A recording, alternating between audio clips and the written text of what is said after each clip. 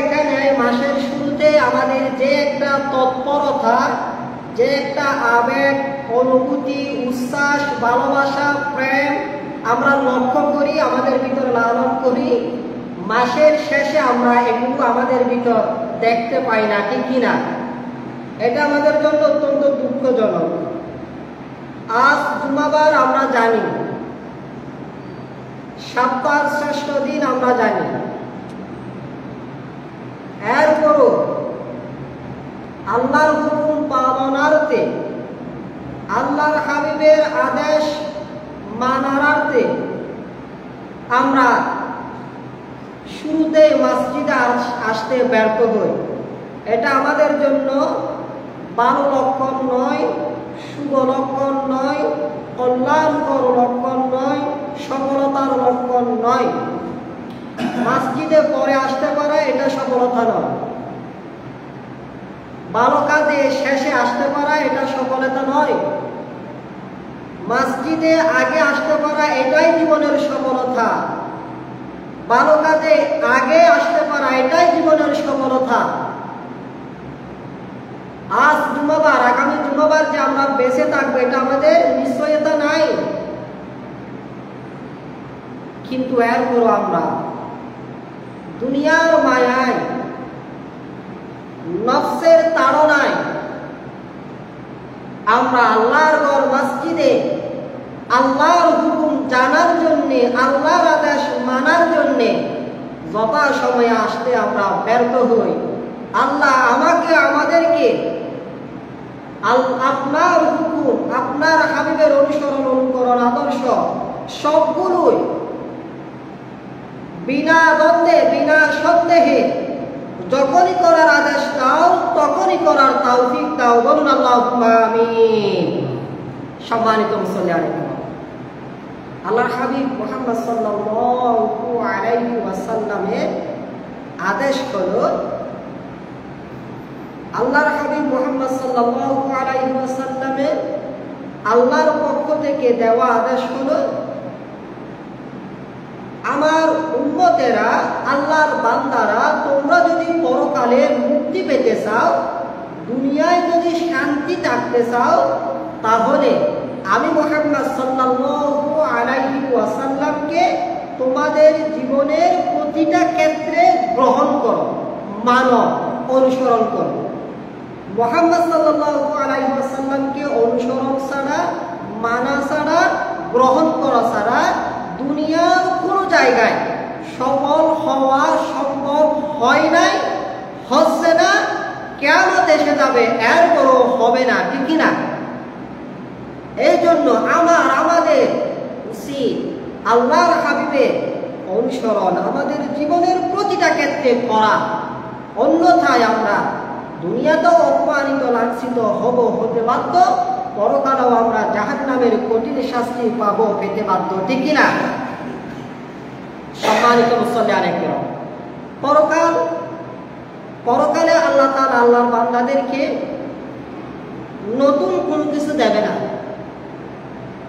দুনিয়াতে বান্দা যা করে, পরকাল শুধুমাত্র তা পাওয়া, তার বিনিময় পাওয়ার জায়গা। দুনিয়াতে বান্দা যা করবে, পরকাল তার ফল ভোগ করার জায়গা, অন্য কোনো জায়গা নয় পরকাল, ঠিক কিনা? আল্লাহ সুবহানাহু ওয়া তাআলা পবিত্র কোরআনুল কারীম ইরশাদ করেন, আল ইয়াউমা তুজজা কুল্লু নাফসিন বিমা কাসাবাত।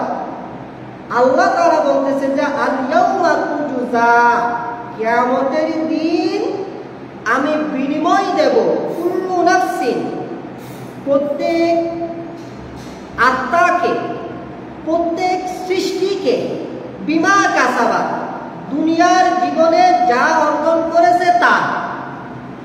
আপনি দুনিয়াতে যা কামাই করেছেন, আমি দুনিয়াতে যা কামাই করেছি, পরকাল শুধুমাত্র তা পাওয়ার জায়গা। লা যুলমা আল ইয়াউমা, লা যুলমা আল ইয়াউমা, পরকালে আল্লাহ তাআলা কারো উপর বিন্দু পরিমাণ জুলুম করবে না, অবিচার করবে না, অন্যায় করবে না। আল্লাহ তাআলা বলছেন ইন্নাল্লাহা হারামা আলাইয়া যুলমুন, আল্লাহ নিজের উপর নিজের জন্য জুলুমকে হারাম করে নিয়েছেন। আল্লাহ কোনো বান্দার উপর কখনো অবিচার করবে না। আল্লাহ কি অবিচার করে? না। আল্লাহ কারোর উপর বিন্দু পরিমাণ জুলুম করবে না। বান্দা দুনিয়াতে যা করবে পরকালে তার বিনিময় পাবে, ঠিক কি না? ইন্নাল্লাহা সারিউল হিসাব, আল্লাহ তাআলা খুব দ্রুত হিসাব গ্রহণকারী। আমার উপর যে আল্লাহ তাআলা একদিনে 5 ওয়াক্ত নামাজ ফরজ করেছেন, পরকালে এই 5 ওয়াক্ত নামাজের হিসাব আমার নিকট থেকে, আপনার নিকট থেকে, আমাদের নিকট থেকে গ্রহণ করবে, ঠিক কিনা? আল্লাহ তাআলা আমার উপর 5 ওয়াক্ত নামাজ ফরজ করেছেন, পরকালে আমার নিকট থেকে এই 5 ওয়াক্ত নামাজের হিসাব নেবে, ঠিক কিনা? 5 ওয়াক্ত নামাজ আদায় করলে আল্লাহর নিকট থেকে বিনিময় স্বরূপ জান্নাত পাবো, আর 5 ওয়াক্ত নামাজ আদায় না করলে আল্লাহর নিকট থেকে পরকালে বিনিময় স্বরূপ জাহান্নাম পাবো, ঠিক কিনা? পর্দা করা আল্লাহর আদেশ, দুনিয়াতে পর্দা করলে পরকালে বিনিময় স্বরূপ আল্লাহর নিকট থেকে জান্নাত পাবো, পর্দা না করলে পরকালে বিনিময় স্বরূপ আল্লাহর নিকট থেকে জাহান্নাম পাবো, ঠিক কিনা? হালাল খাওয়া ফরজ, দুনিয়াতে হালাল কেনে পরকালে বিনিময় স্বরূপ আল্লাহর নিকট থেকে জান্নাত পাবো, দুনিয়াতে হারাম কেনে পরকালে বিনিময় স্বরূপ আল্লাহর নিকট থেকে জাহান্নাম পাবো, ঠিক কিনা? পরিবারকে পর্দায় রাখা ফরজ, পর্দায় রাখলে পরকালে বিনিময় স্বরূপ আল্লাহর নিকট থেকে জান্নাত পাবো, পর্দায় না রাখলে পরকালে বিনিময় স্বরূপ আল্লাহর নিকট থেকে জাহান্নাম পাবো, ঠিক কিনা? এভাবে আমরা যদি একটু চিন্তা করি, আল্লাহর সব আদেশ যদি আমি দুনিয়াতে পালন করি, বিনিময়ে পরকালে আমি জান্নাত পাবো। আল্লাহর আদেশগুলো যদি আমি অমান্য করি, বিনিময় স্বরূপ পরকালে আমি জাহান্নাম পাবো। দুনিয়ার যা বান্দা করবে পরকাল তা যথাযথ পাওয়ার জায়গা। পরকাল দুনিয়াতে যেটা করেছে সেটার বিপরীতে পাওয়ার কোনো জায়গা নয়, পরকালে তা পাবে। ইহকালে বান্দা যা করবে, ঠিক কিনা? এজন্য আমাদের সকলের উচিত এই দুনিয়াতে পরকালে যাতে শান্তিতে থাকতে পারি, পরকালে যাতে আল্লাহর দয়া পেয়ে জান্নাত পাই, এই জন্য দুনিয়াতে যা যা করা দরকার তা তা করা, ঠিক কিনা? সম্মানিত মুসল্লিয়ানে কিরাম, আল্লাহ সুবহানাহু ওয়া তাআলা পবিত্র কোরআনুল কারীমে ইরশাদ করেন, লাকাদ কানা লাকুম ফি রাসূলিল্লাহি উসওয়াতুন হাসানাহ লিমান কানা ইয়ারজুল্লাহা ওয়াল ইয়াওমাল আখির ওয়া যাকারাল্লাহা কাসীরা। আল্লাহ সুবহানাহু ওয়া তাআলা বলতেছে যে যারা আল্লাহকে ভয় করে, পরকালকে ভয় করে, আল্লাহ এবং পরকালকে ভয় করে জীবনের প্রতিটা ক্ষেত্রে আল্লাহকে স্মরণ করে জীবন পরিচালনা করে, তাদের জন্য মুহাম্মদ সাল্লাল্লাহু আলাইহি ওয়াসাল্লামের ভিতরে রয়েছে সর্বোত্তম আদর্শ। সুবহানাল্লাহ। মুহাম্মদ সাল্লাল্লাহু আলাইহি ওয়াসাল্লামকে যে কেউ গ্রহণ করতে পারবে না। মুহাম্মদ সাল্লাল্লাহু আলাইহি ওয়াসাল্লামকে গ্রহণ করা অনেক কঠিন। আপনি চাইলেও দুনিয়ার মায়া ত্যাগ করতে পারতেছেন না, এটা অনেক কঠিন জায়গা। আপনি চাইলেও আপনার ছেলেকে নামাজ না পড়ার কারণে ঘর থেকে বের করে দিতে পারতেছেন, অনেক কঠিন এটা জায়গা। আপনি চাইলেও বেপরদায় চলার কারণে আপনার মাকে কিছু বলতে পারতেছেন, এটা অনেক কঠিন বলাটা। তো মুহাম্মদ সাল্লাল্লাহু আলাইহি ওয়াসাল্লামকে গ্রহণ করা জীবনের প্রতিটা ক্ষেত্রে অনেক কঠিন। এটা এমনি বলা যায়, কিন্তু গ্রহণ করা বাস্তবে কথা এবং কাজে এক রাখা এটা অনেক কঠিন। তো আল্লাহ তাআলা বলতেছে যে মুহাম্মদ সাল্লাল্লাহু আলাইহি ওয়াসাল্লামকে গ্রহণ করা জীবনের প্রতিটা ক্ষেত্রে ওই ব্যক্তিগুলোর জন্য সহজ হবে, ওই ব্যক্তিগুলোর জীবনে মুহাম্মদ সাল্লাল্লাহু আলাইহি ওয়াসাল্লামকে 100% মানা সম্ভব হবে যারা আমি আল্লাহকে ভয় করে, যারা পরকালে জান্নাত পেতে চায় এবং জীবনের প্রতিটা ক্ষেত্রে আমি আল্লাহ যেভাবে জীবন যাপন করার কথা বলেছি সেভাবে জীবন যাপন করে তারাই মুহাম্মদ সাল্লাল্লাহু আলাইহি ওয়াসাল্লামকে যথাযথ অনুসরণ আর অনুকরণ করতে পারবে, করা সম্ভব, অন্যথায় মুহাম্মদ সাল্লাল্লাহু আলাইহি ওয়াসাল্লামকে গ্রহণ করা সম্ভব নয়। ঠিক কি না? এটাই কঠিন। লাকাদ কানা লাকুম ফি রাসূলিল্লাহি উসওয়াতুন হাসানাহ, আমি আল্লাহ ও আমার বান্দারা তোমাদের জন্য আমার হাবিব তোমাদের নবী রাসূল সর্বশেষ মুহাম্মদ সাল্লাল্লাহু আলাইহি ওয়াসাল্লামের উপর আদর্শ রেখে দিয়েছি। অর্থাৎ তোমরা তোমাদের জীবনের সকল ক্ষেত্রে আদর্শ হিসাবে মুহাম্মদ সাল্লাল্লাহু আলাইহি ওয়াসাল্লামকে গ্রহণ করতে পারো। সুবহানাল্লাহ। বান্দা তোমরা কথা বলবা, মুহাম্মদ সাল্লাল্লাহু আলাইহি ওয়াসাল্লাম কথা বলেছিল, কথা বলার আদর্শ মুহাম্মদ সাল্লাল্লাহু আলাইহি ওয়াসাল্লাম থেকে গ্রহণ করতে পারো। বান্দা তোমরা দ্বীনের দিকে আমার বান্দাদেরকে দাওয়াত দিবা, মুহাম্মদ সাল্লাল্লাহু আলাইহি ওয়াসাল্লাম আমার বান্দাদেরকে দ্বীনের দিকে দাওয়াত দিয়েছে। তোমরা দাওয়াতের আদর্শটা মুহাম্মদ সাল্লাল্লাহু আলাইহি ওয়াসাল্লামের নিকট থেকে গ্রহণ করতে পারো। বান্দা তোমরা তোমাদের বিবিকে ঘরে পরিচালনা করবা, আমার হাবিব মুহাম্মদ সাল্লাল্লাহু আলাইহি ওয়াসাল্লামের বিবিরা ছিল, তোমরা চাইলে ঘরে বিবিদেরকে পরিচালনা করার আদর্শ মুহাম্মদ সাল্লাল্লাহু আলাইহি ওয়াসাল্লামের নিকট থেকে গ্রহণ করতে পারো। ঠিক কি না? বান্দা তোমরা ব্যবসা করবা, আমার নবী মুহাম্মদ সাল্লাল্লাহু আলাইহি ওয়াসাল্লামও ব্যবসা করেছিল, তোমরা চাইলে ব্যবসার আদর্শ মুহাম্মদ সাল্লাল্লাহু আলাইহি ওয়াসাল্লামের নিকট থেকে গ্রহণ করতে পারো। ঠিক কি না?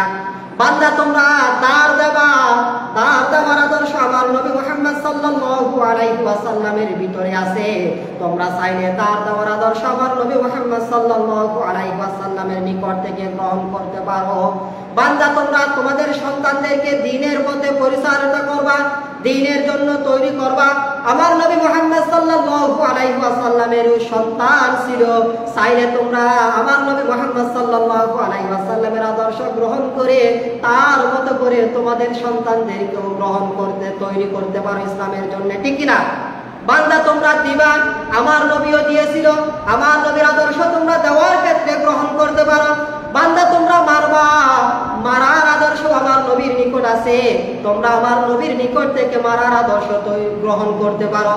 বান্দা তোমরা জিহাদ করবা, জিহাদ করার আদর্শ আমার নবীর আদর্শের ভিতরে আছে, তোমরা চাইলে আমার নবীর আদর্শের অনুসরণ অনুকরণে জিহাদ করতে পারো। ঠিক কিনা? বান্দা তোমরা রাষ্ট্র চালাবা, আমার নবীও রাষ্ট্র চালিয়েছিল, তোমরা চাইলে রাষ্ট্র চালানোর আদর্শ আমার নবী মুহাম্মদ সাল্লাল্লাহু আলাইহি ওয়াসাল্লামের নিকট থেকে গ্রহণ করতে পারো। ঠিক কিনা? বান্দা তোমরা ঘুমাবা, আমার নবীও ঘুমিয়েছিল, ঘুমানোর আদর্শ চাইলে তোমরা আমার নবী মুহাম্মদ সাল্লাল্লাহু আলাইহি ওয়াসাল্লামের নিকট থেকে গ্রহণ করতে পারো। ঠিক কিনা? বান্দা তোমরা হাঁটবা, আমার নবীও হেঁটেছিল, তোমরা চাইলে আমার নবীর আদর্শ হাঁটার আদর্শটা গ্রহণ করতে পারো। ঠিক কিনা?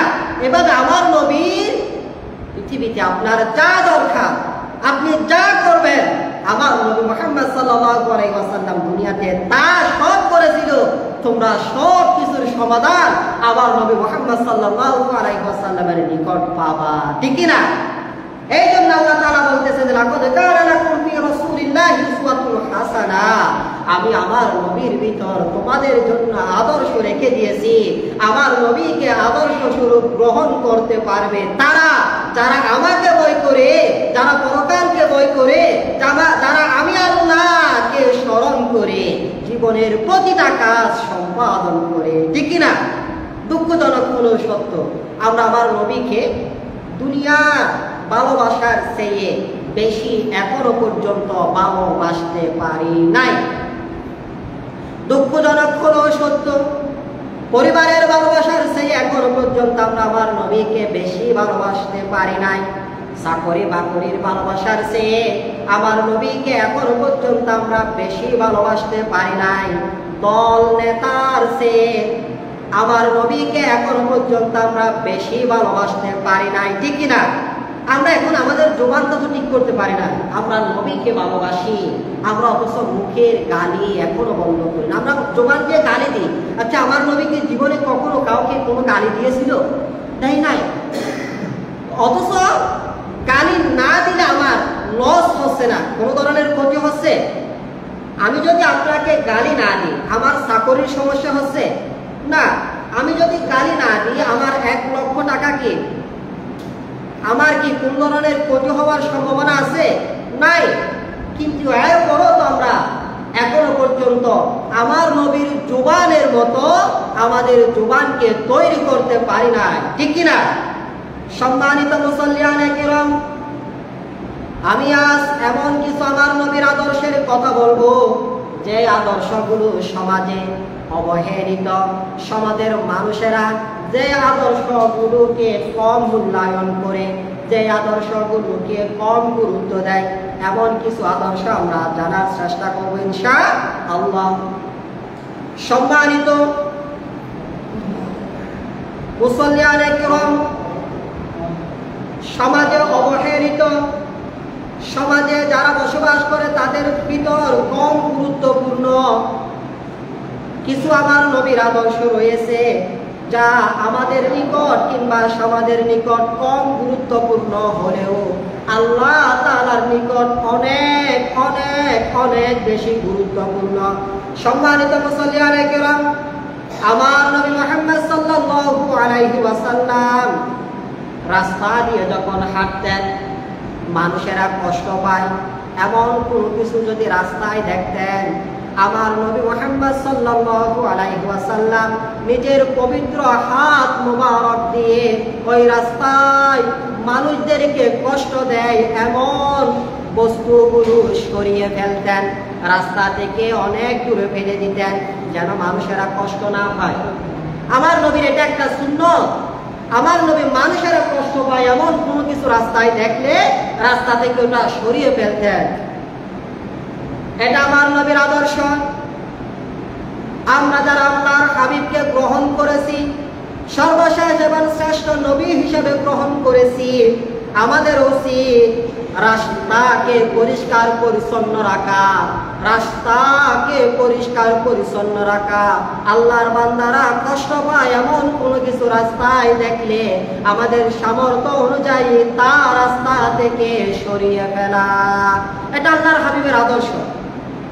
আমার নবী মুহাম্মদ সাল্লাল্লাহু আলাইহি ওয়াসাল্লাম সব সময় আল্লাহর শুকরিয়া আদায় করতেন। 2 রাকাত নামাজ আদায় করে কিংবা দান সদকা করে আল্লাহর হাবিব শুকরিয়া আদায় করত। 2 রাকাত নামাজ আদায় করে অথবা আল্লাহর হাবিব শুকরিয়া আদায় করত সামর্থ্য অনুযায়ী দান সদকা করে। এটা আল্লাহর হাবিবের শুকরিয়ার নিয়ম ছিল, আদর্শ ছিল। আল্লাহর হাবিব মুহাম্মদ সাল্লাল্লাহু আলাইহি ওয়াসাল্লামের আরেকটি আদর্শ হলো কি? আল্লাহর হাবিব সালাতুত তাওবা আদায় করতেন। আল্লাহর হাবিব সালাতুত তাওবা আদায় করতেন। প্রতিদিন 2 রাকাত সালাতুত তাওবা আল্লাহর হাবিব আদায় করতেন। আল্লাহর হাবিব মুহাম্মদ সাল্লাল্লাহু আলাইহি ওয়াসাল্লাম সব সময় ইস্তিগফার পাঠ করতেন। আস্তাগফিরুল্লাহ আস্তাগফিরুল্লাহ আস্তাগফিরুল্লাহ, এইভাবে আল্লাহর হাবিব সব সময় ইস্তিগফার পাঠ করতেন। এটা আল্লাহর হাবিবের সুন্নাত। অথচ এই সুন্নাহগুলো আমাদের ভিতর নাই, ঠিক কিনা?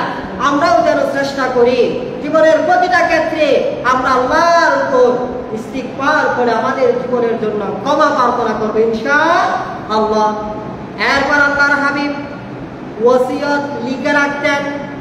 কেউ যখন ওসিয়ত করত, আমি হয়তো পৃথিবীতে আর বেশি দিন বেঁচে থাকবো না, হয়তো আমার শেষ সময় চলে এসেছে, হয়তো দুনিয়া থেকে বিদায় গ্রহণ করব, আপনি এই কাজগুলো করবেন, আমার এই সম্পদগুলো এই কাজে খরচ করবেন।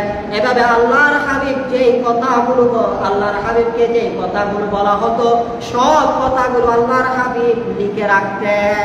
আমাদের উচিত আমাদের আপনজনেরা, আমাদের মুরব্বীরা যখন আমাদেরকে কোনো গুরুত্বপূর্ণ কথা বলে ওই কথাগুলো লিখে রাখা, যেন মনে থাকে। লিখে না রাখলে মনে না থাকতে পারে, আর মনে না থাকলে ওই ওসিয়তকৃত ওয়াদা পূরণ করতে আমরা ব্যর্থ হতে পারি। এই জন্য আমাদের উচিত আল্লাহর হাবিবের মতো লিখে রাখা, ঠিক কিনা? আল্লাহর হাবিব রাতে তাড়াতাড়ি ঘুমাতো। এশারের নামাজ আদায় করে আল্লাহর হাবিব ঘুমিয়ে যেতেন। এটা আল্লাহর হাবিবের সুন্নাত, কিন্তু এখন আমাদের ঘরে ঘরে এটা নাই। আল্লাহর হাবিব রাতের খাবার এশারের নামাজের আগে খেয়ে ফেলতেন, এরপর এশারের নামাজ আদায় করে ঘুমিয়ে যেতেন। আবার রাতের মাঝখানে আল্লাহর হাবিব উঠে উঁচু করে তাহাজ্জুদের নামাজ পড়ে হয়তো একটু ঘুমাতেন, আর না হলে আজান হয়ে গেলে সলাতুল ফজরের সুন্নাত বাসায় আদায় করে 2 রাকাত ফরজ মসজিদে নববীতে গিয়ে জামাতে আদায় করতেন। এটা আল্লাহর হাবিব মুহাম্মদ সাল্লাল্লাহু আলাইহি ওয়াসাল্লামের আদর্শ। সালাতুত তাওবা পড়া আল্লাহর হাবিবের আদর্শ, সব সময় ইস্তিগফার পড়া আল্লাহর হাবিবের আদর্শ, রাতে আগে ঘুমিয়ে যাওয়া, তাড়াতাড়ি ঘুমিয়ে যাওয়া, এটা আল্লাহর হাবিবের আদর্শ। এই আদর্শগুলো আমাদের জীবনে অর্জন করা অত্যন্ত দরকার। আল্লাহর হাবিব মুহাম্মদ সাল্লাল্লাহু আলাইহি ওয়াসাল্লাম মুহররম মাসে নফল রোজা রাখতেন। বৃষ্টিতে আল্লাহর হাবিব খালি গায়ে একটু হাঁটতেন। বৃষ্টি যখন হতো, শুরুতে যখন বৃষ্টি হয়, তখন আল্লাহর হাবিব শরীর মুবারক থেকে চাদর মুবারক গুটিয়ে নিয়ে বৃষ্টিতে একটু খালি গায়ে হাঁটতেন। সুবহানাল্লাহ, এটা সুন্নাত। এই সুন্নাতগুলো আজকে আমাদের কাছে নাই, এগুলো আমাদের কাছে আজকে অসহায় হয়ে গিয়েছে। আল্লাহর হাবিব মুহাম্মদ সাল্লাল্লাহু আলাইহি ওয়াসাল্লাম ওযু করা মাত্র তাহিয়াতুল ওযু আদায় করতেন। মসজিদে প্রবেশ করা মাত্র 2 রাকাত তাহিয়াতুল মসজিদের নামাজ আদায় করতেন। এখন আমরা ওযু করে 2 রাকাত নামাজের এই সুন্নাতটা আমাদের নাই। মসজিদে ঢুকে 2 রাকাত তাহিয়াতুল মসজিদের এই সুন্নাতটা আমাদের ভিতর নাই। এগুলো আজকে সমাজ থেকে চলে যাচ্ছে। এরপর আল্লাহর হাবিব বিক্রিত মাল ফেরত নিতেন। আল্লাহর হাবিব কোনো কিছু বিক্রয় করেছে, যেভাবে যে কিনে নিয়েছে, ক্রয় করে নিয়েছে, তার নিকট এটা ভালো না লাগলে পরবর্তী সময় আল্লাহর হাবিবকে যদি এটা ফেরত দিতেন, তিনি ফেরত নিতেন। বিক্রিত মাল ফেরত নেওয়া এটা রাসূলের সুন্নাত। এখন দোকানে আমরা দেখি বিক্রিত মাল ফেরত নেওয়া যাবে না, অর্থাৎ সে প্রকাশ্য আল্লাহর হাবিবের সুন্নাত বিরুদ্ধে ঘোষণা দিয়েছে, ঠিক কিনা? এরপর আল্লাহর হাবিব অপরিচিত মানুষকে সালাম দিতেন, সে মুসলিম হোক বা মুসলিম হোক। আল্লাহর হাবিব যদি না জানতেন সে মুসলিম না মুসলিম, আল্লাহর হাবিব অপরিচিত সকলকে সালাম দিতেন। তিনি মুসলমান মনে করতেন। যদি চিনত এই ব্যক্তি মুসলিম, তাহলে তিনি সালাম দিতেন না। কেমন আছেন, কি করতেছেন, ছেলে মেয়ের খবর কি, বাসায় কি সবাই ভালো আছে কিনা, এভাবে জিজ্ঞেস করতেন, সালাম নাই। কিন্তু ও মুসলিম হোক, যদি আল্লাহর হাবিব না আসিলে সকলকে সালাম দিতেন। এটা রাসূলের সুন্নাত। এই সুন্নাতগুলো আজকে আমাদের কাছে অবহেলিত, কম গুরুত্ব। আল্লাহর হাবিব সব সময় মিসওয়াক করতেন, এই সুন্নাত আমাদের নাই। আল্লাহর হাবিব আযানের জবাব দিতেন, এই সুন্নাত এখন ঘরে ঘরে নাই। তাহাজ্জুদের নামাজ আল্লাহর হাবিব আদায় করতেন, এই সুন্নাতটাও এখন নাই। সালাতুদ দুহা বা শাস্তের নামাজ আল্লাহর হাবিব আদায় করতেন, এই সুন্নাতটাও এখন সমাজ থেকে উঠে গেছে। যে কোনো কাজ আল্লাহর হাবিব পরামর্শ করে করতেন, একক সিদ্ধান্ত নিয়ে তিনি কোনো কাজ কখনো করে নাই। পরামর্শ করে কাজ করে এটা রাসূলের সুন্নাত। দুঃখজনক হলেও সত্য, আমরা পরামর্শ করে কাজ করি না। এরপর বাসা থেকে বের হওয়ার সময় আল্লাহর হাবিব নফল নামাজ আদায় করতেন। আল্লাহর হাবিব যখন বাসা থেকে বের হতেন, তখন নফল নামাজ আদায় করে বের হতেন। তিনি কোথাও যাচ্ছে, ব্যবসার উদ্দেশ্যে যাচ্ছে, নফল নামাজ আদায় করতেন। দূরে কোথাও সফরে যাচ্ছে, বাসায় 2 রাকাত নফল নামাজ আদায় করে যেতেন। আমরা কিন্তু এই সুন্নাতগুলো এখন আদায় করি না। এরপর আল্লাহর হাবিব ছোটদেরকে সালাম দিতেন, যতই ছোট হোক না কেন সকলকে আল্লাহর হাবিব সালাম দিতেন। এই সুন্নাতটাও এখন আমাদের ভিতর নাই। আল্লাহর হাবিব ইফতার তাড়াতাড়ি করতেন, সাহারি দেরিতে খেতেন, ইফতার খেতেন তাড়াতাড়ি। আযান দিচ্ছে কিনা এটা তাকিয়ে থাকতো না, সূর্য ডুবেছে ইফতার খেয়ে ফেলত। আল্লাহর হাবিব ইফতারটা তাড়াতাড়ি করতেন, আর সাহারি ওইটাকে আল্লাহর হাবিব একটু দেরি করে খেতেন। এটা রাসূলের সুন্নাত, কিন্তু এখন আমাদের সমাজে এগুলো নাই। এরপর আল্লাহর হাবিব দোয়ার মাধ্যমে চিকিৎসা করতেন, দোয়ার মাধ্যমে আল্লাহর কাছে প্রার্থনা করতেন, আয় রব, অমুক অসুস্থ, অমুকের এই সমস্যা, তুমি সুস্থ করে দাও, সমস্যা দূর করে দাও।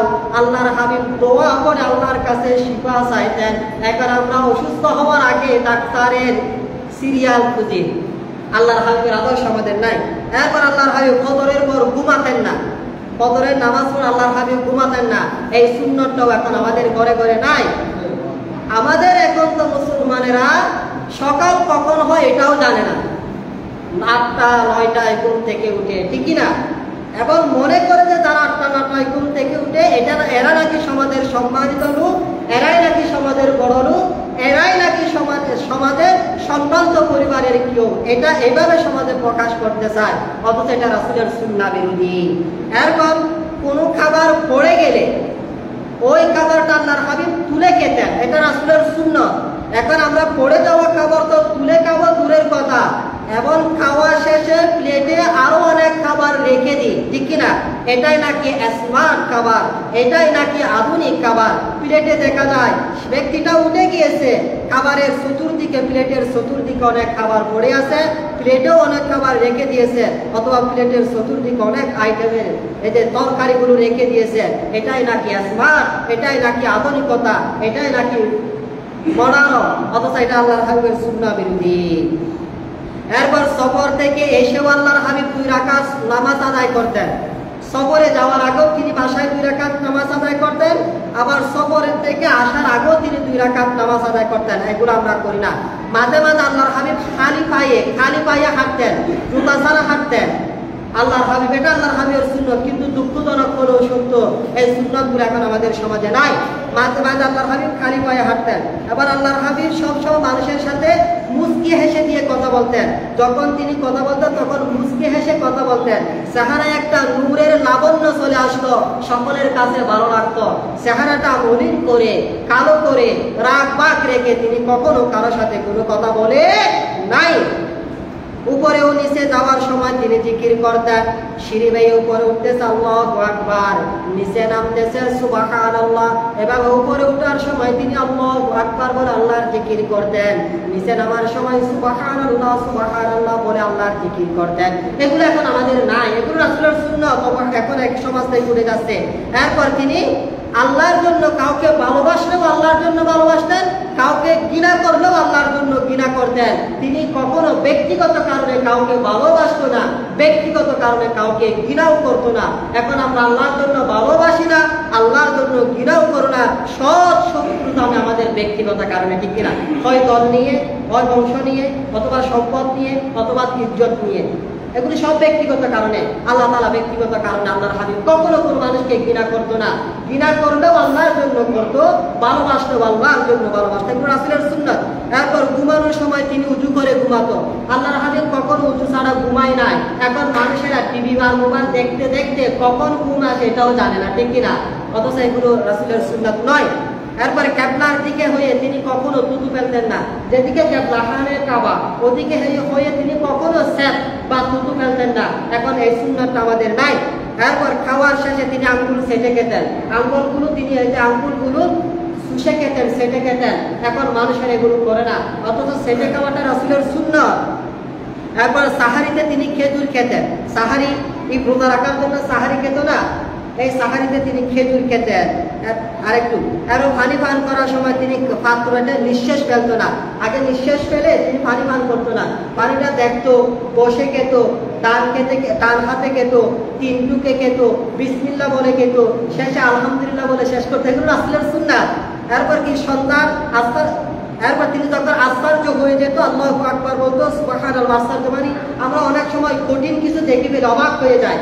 যেমন একটা জায়গায় আমরা একটা বিষয় দেখাটা স্বাভাবিক মনে করি না, অস্বাভাবিক কোনো কিছু যখন আমরা দেখে ফেলি তখন আমরা অবাক হয়ে যাই। এটা এবারে কিভাবে সম্ভব, এখানে কিভাবে সম্ভব, এখানে আমরা বলি না।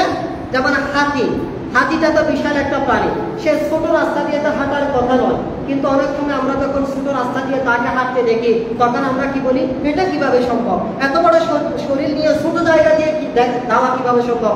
এই আশ্চর্যজনক তখন কোনো কিছু আল্লাহর হাবিব দেখতেন, তখন তিনি আল্লাহু আকবার বলে আল্লাহর বড়ত্ব ঘোষণা করতেন। অর্থাৎ আল্লাহ তাআলাই এই বিশাল প্রাণীকে ছোট জায়গা দিয়ে নিয়েছেন, এটা বলে তিনি আল্লাহর শুকরিয়া আদায় করতেন। একটু এরপর জুমার রাত, বৃহস্পতিবার সন্ধ্যা থেকে জুমার দিনের শেষ পর্যন্ত তিনি বেশি বেশি দরুদ পড়তেন।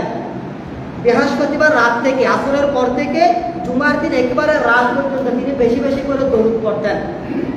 এরপর তিনি ফ্যাট করে কখনো খেতেন না। এখন তো আমরা গলা পর্যন্ত খাই, এভাবে বেশি খাওয়া এটা রাসূলের সুন্নাত নয়। এরপর তিনি সন্তান জন্ম হওয়ার পর ডান কানে আদান, বাম কানে একামত, এটা আছে, এই সুন্নাতটা আমাদের কাছে আছে, অনেক সুন্নাত নাই। এরপর তিনি দুধ পান করার পর দোয়া করতেন, আল্লাহুম্মা বারিক লানা ফিহি ওয়া জিদনা মিন, ওই দোয়াটা পাঠ করতেন। এরপর প্রতি মাসে চন্দ্র মাসে তিনি 13, 14, 15 তারিখে রোজা রাখতেন। এগুলো রাসূলের সব সুন্নাত। যে কয়টা কথা বলেছি এগুলো রাসূলের আদর্শ, এগুলো রাসূল সব সময় করত, রাসূলের অনুসরণ করে সাহাবারা করত, সাহাবাদের অনুসরণ করে তাবিরা করত। দুঃখজনক হলেও সত্য, এখন দুনিয়াতে যারা আমরা রাসূলকে ভালোবাসি, নিজেকে মুমিন মুসলমান দাবি করি, এখন আমরা এগুলো পালন করি না। এগুলো পালন না করার পিছনে অনেকেই দায়ী। তোর মধ্যে আমাদের দেশের পীর যারা, আমাদের দেশে যারা পীর, এরাও দায়ী। এগুলো পালনের ক্ষেত্রে অনেকে তো দায়ী, বিশেষ করে আমাদের দেশে যারা পীর এরাও দায়ী, কারণ তারা বিভিন্ন ওজিফা দিয়ে রেখেছে, এটা করবা, এটা করবা, এটা করবা। তো তাদের মুরিদানরা ওজিফাগুলো পালন করতে করতে আর রাসূলের সুন্নতগুলো তারা পালন করার সময় পায় না, ঠিক না? এই জন্য অনেকে দায়ী, তোর মধ্যে এরাও দায়ী। কিয়ামতের দিন এরাও আল্লাহর কাছে প্রশ্নের সম্মুখীন হবে। সেই জন্য আমরা সবাইকে মূল্যায়ন করব, সম্মান দেব, ভালোবাসবো, তবে কাউকে আল্লাহর হাবিবের চেয়ে বেশি ভালোবাসবো না, কাউকে আল্লাহর হাবিবের আদর্শের চেয়ে বেশি মূল্যায়ন করবো না। অন্যথায় আমাদের একটু মাঝখানে, জীবনের মাঝখানে একটু সমস্যা হয়ে যেতে পারে। আল্লাহ আমাদেরকে আপনার পরে আপনার হাবিবকে যথাযথ সম্মান করার, মূল্যায়ন করার, আপনার আদর্শের পরে আপনার হাবিবের আদর্শকে জীবনের প্রতিটা ক্ষেত্রে গ্রহণ করার তৌফিক দান করুন। আমিন। ওয়া মা তৌফিক ইল্লা বিল্লাহ। আসসালামু আলাইকুম ওয়া রাহমাতুল্লাহ।